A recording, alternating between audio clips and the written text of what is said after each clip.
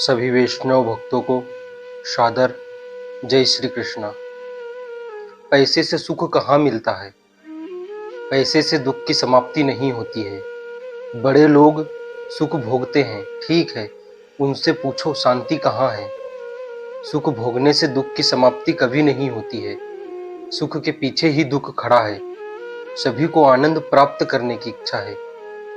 प्रेम स्वरूप श्री कृष्ण है, आनंद सभी को चाहिए, सर्वकाल चाहिए।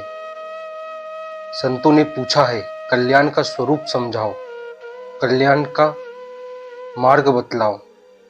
कलयुग के लोग बहुत दुर्बल है।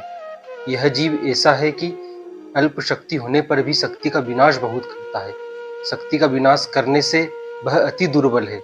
साधन सरल हो तभी कलयुग का मानव भक्ति कर सकता है। साधन कठिन हो तो कोई भक्ति करेगा नहीं। कलयुग का मानव दुर्बल है और मंद बुद्धि वाला है, ऐसा व्यास जी ने भागवत में लिखा है। बहुत से लोग अपने को बड़ा बुद्धिमान समझते हैं, अक्कड़ में रहते हैं। जो काम करने की बहुत जरूरत होती है वह नहीं करते, जो काम करने की जरूरत नहीं है वह करते हैं। प्रातः काल में 4 बजे उठकर भजन करने की बहुत जरूरत है। लोग यात्रा करने के लिए जाते हैं, यज्ञ करते हैं, दान देते हैं, अच्छा है। अति उत्तम तो यह है कि घर में प्रातः 4 बजे उठकर भजन करो, ध्यान करो, जप करो। जो करने की बहुत जरूरत है वह मानव करता नहीं है। कलयुग का मानव मंद बुद्धि वाला है। व्यवहार में मानव सावधान रहता है, ऐसी सावधानी भजन में नहीं रखता। व्यवहार के काम में वह सावधान रहता है, भगवान की सेवा पूजा में गाफिल है, इसलिए उसको मंदबुद्धि वाला कहा गया है। जीवन बहुत थोड़ा है, थोड़े ही जीवन में विघ्न बहुत आते हैं।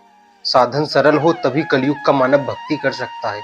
बहुत से लोग ऐसी इच्छा रखते हैं कि भगवान घर में मुझे सब प्रकार की अनुकूलता प्रदान कर दे, तब मैं भगवान की पूजा करूंगा।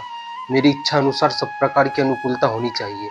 जीव जगत में आता है तब वह पाप और पुण्य दो ही लेकर आता है। कोई जीव ऐसा नहीं है जो केवल पुण्य ही लेकर आया हो।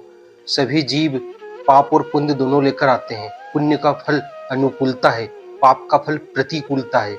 घर में इच्छा अनुसार सब प्रकार की अनुकूलता मिलनी चाहिए, ऐसी इच्छा रखना ही अज्ञान है।